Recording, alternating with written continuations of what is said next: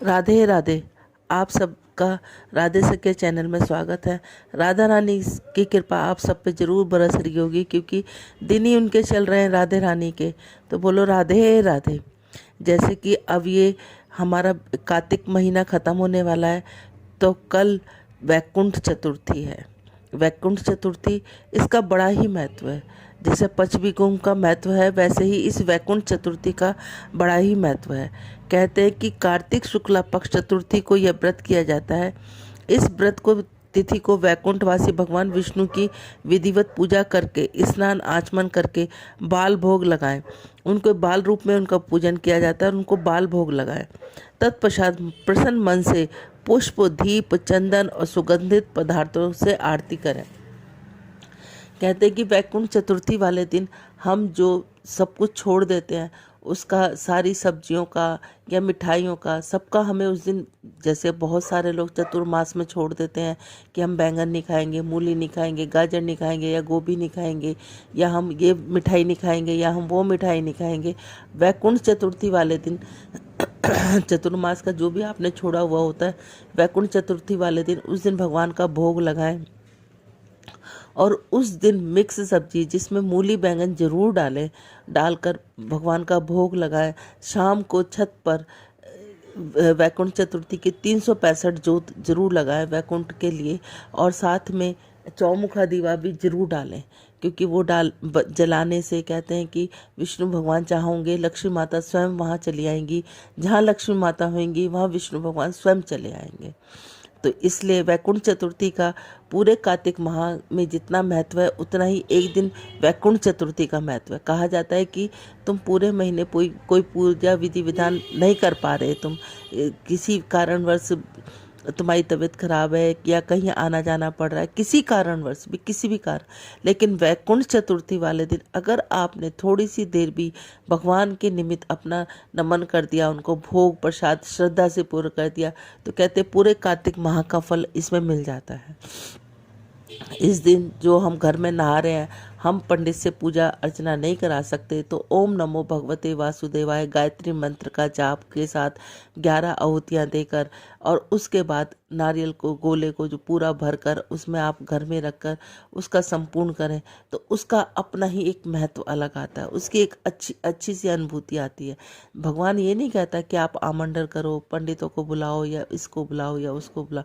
पंडित जी को बुलाते हो, बहुत अच्छा करते हो, जोड़े के साथ आप भगवान की कथा अर्चना करते हो, उसके बाद संपूर्ण करते हो, हवन कराते हो, ये बहुत अच्छी बात है। लेकिन किसी कारणवश हम नहीं बुला पाते, हम नहीं कर पाते, तो आप अकेले भी ओम नमो भगवते वासुदेवाय गायत्री मंत्र, माँ लक्ष्मी जी के मंत्र के साथ, ओम नमः शिवाय के मंत्र के साथ, इनके साथ आप पूरा हवन कर सकते हैं। लकड़ी पे कर सकते हैं, उपले पे कर सकते हैं, जिसको कई लोग कंडा बोलते हैं, उसके ऊपर कर सकते हैं।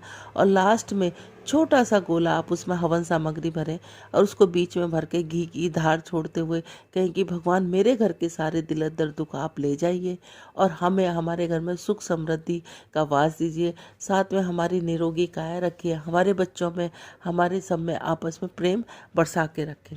वैकुंठ चतुर्थी की कहानी, कुछ 2 कहानियां हैं इसकी जो बड़ी प्रचलित हैं। वो इस प्रकार है। पहली कहानी इस प्रकार है कि एक बार नारद मुनि वैकुंठ में भगवान विष्णु के पास गए।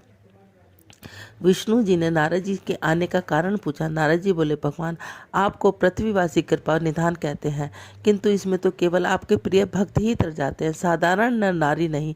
इसलिए कोई ऐसा उपाय बताइए जिससे साधारण नर नारी भी आपकी कृपा के पात्र बन जाए। इस पर भगवान बोले, नारद कार्तिक शुक्ला चतुर्थी को जो नर नारी व्रत का पालन करते हुए भक्ति पूर्वक मेरी पूजा करेंगे, उनको स्वर्ग प्राप्त होगा। इसके बाद भगवान विष्णु ने जय विजय को बुलाकर आदेश दिया कि कार्तिक शुक्ला चतुर्थी को स्वर्ग के द्वार खुले रखे जाएं। भगवान ने यह भी बताया कि इस दिन जो मनुष्य किंचित मात्र भी मेरा नाम लेकर पूजा करेगा, उसे वैकुंठ प्राप्त होगा। इसलिए कहते हैं कि कुछ मत करो, लेकिन वैकुंठ चतुर्थी का पालन जरूर करो। दूसरी कहानी कुछ इस प्रकार है। बोलो राधा रानी की जय। महाभारत का युद्ध होने पर जिस समय भीष्म पितामह सूर्य के उत्तरायण होने की प्रतीक्षा में सरसैया पर शयन कर रहे थे, उस समय भगवान श्री कृष्ण 5 पांडवों के साथ लेकर उनके पास गए। उपयुक्त अवसर जानकर युधिष्ठिर ने भीष्म पितामह से प्रार्थना की कि हमें राजस्व संबंधी उपदेश देने की कृपा करें। तब भीष्म पितामह ने उन पांचों पर राजधर्म, वर्ण धर्म, मोक्ष धर्म आदि का उपदेश दिया।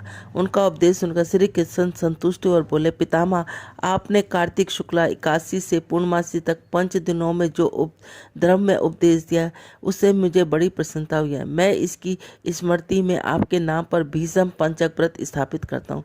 जो लोग इसे करेंगे वह जीवन भर विधि सुख भोग कर अंत में मोक्ष को प्राप्त करेंगे। बोलो वैकुंठ चतुर्थी मास की जय।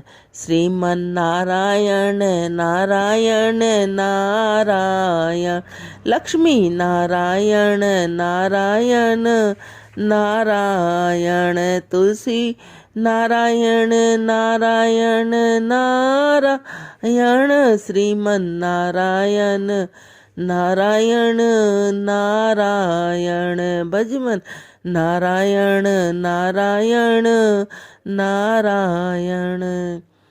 लगन गोविंद से लगा बैठे हैं, तुम्हें अपना सब कुछ बना बैठे हैं।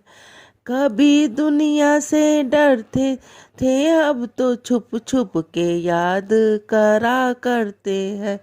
शरण गोविंद की जो आ बैठे हैं, जो होगा देखा जाए।